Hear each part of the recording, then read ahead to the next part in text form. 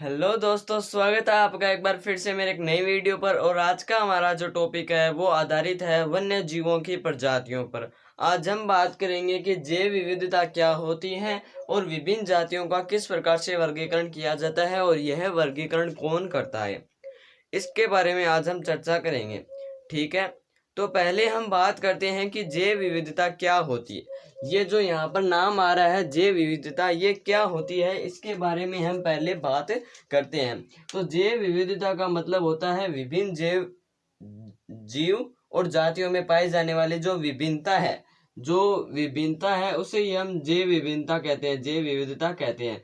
जो अपनी विभिन्नता पाई जाती है विभिन्न जीव जातियों और पेड़ पौधों और कृषि फसलों में, उसे ही हम जैव विविधता कहते हैं। जैसे आपने बाजरे की फसल को देखा है और गेहूं की फसल को देखा है और मूंग की फसल को देखा है, तो इन तीनों में आपको अंतर नजर आएंगे।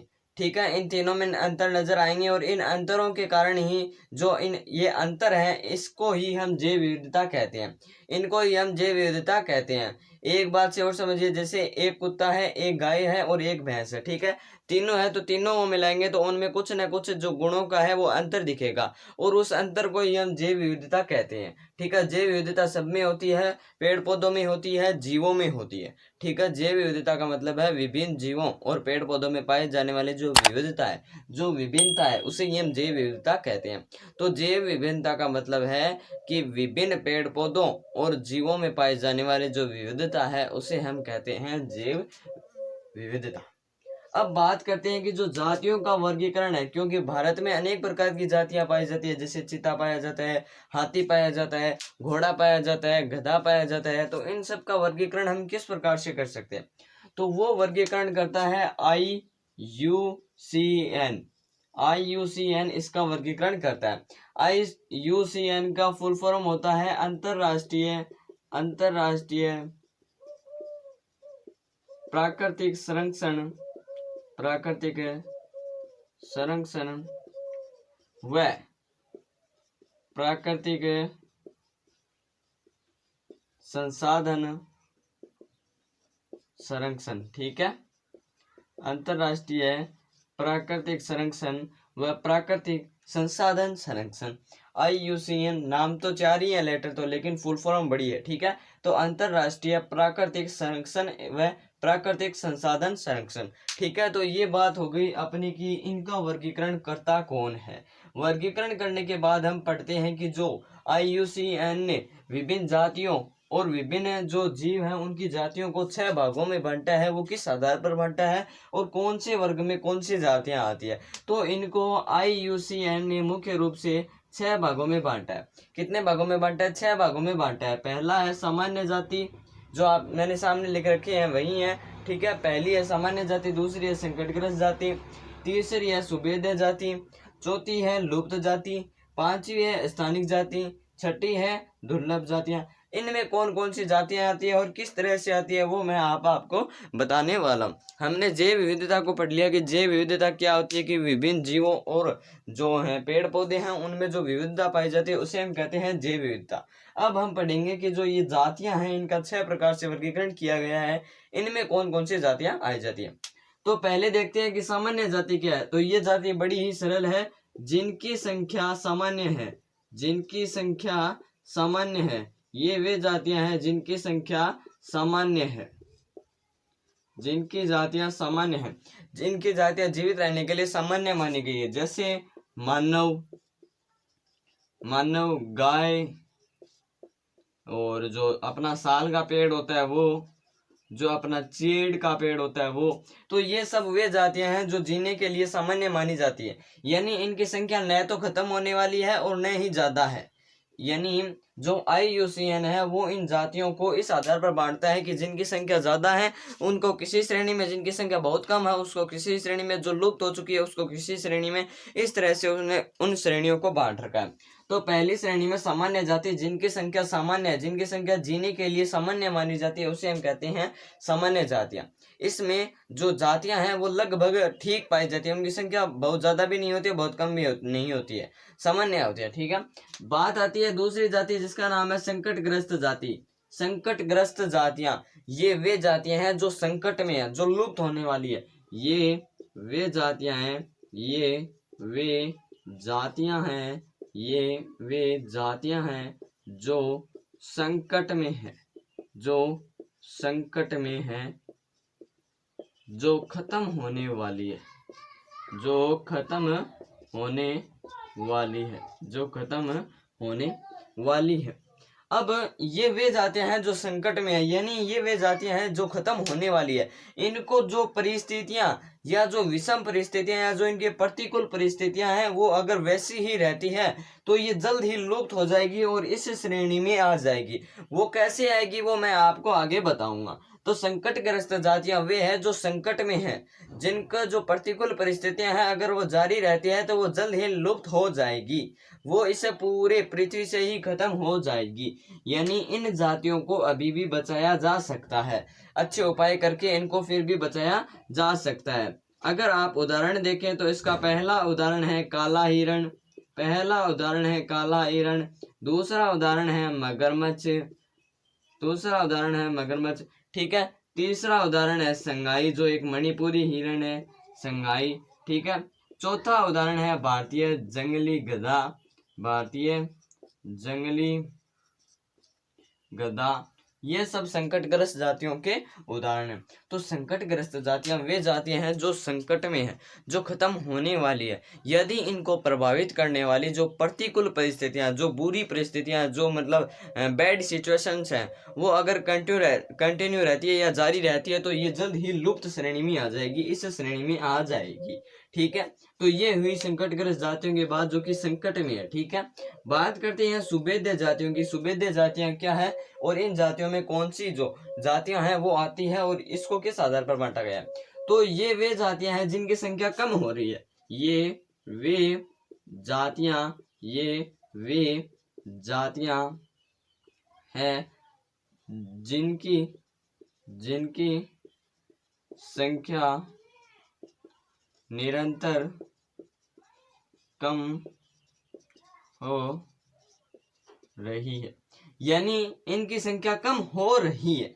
अगर अब जो संकटग्रस्त जातियां उनकी संख्या कम हो गई है, वो खत्म होने वाली है, लेकिन इनकी जातियां खत्म धीरे धीरे हो रही है, ये जातियां की संख्या जो है वो धीरे धीरे कम हो रही है, यानी इनमें तो 3 या 4 के पास आ चुके, ऐसे मान के चलिए इनकी जातियां जो है 3 या 4 के पास आ चुके, लेकिन इनकी जातियां धीरे धीरे कम होती जा रही है। जैसे अगर 11 है तो 7 हो रही है, 7 से 5 हो रही है, 5 से 4 हो रही है। तो इस तरह सुभेद्य जातियों की संख्या अभी भी कम हो रही है, इनको अभी भी बचाया जा सकता है। लेकिन जो संकटग्रस्त जातियां हैं उनकी संख्या बहुत ही नीचे आ चुकी है, वो संकट में है।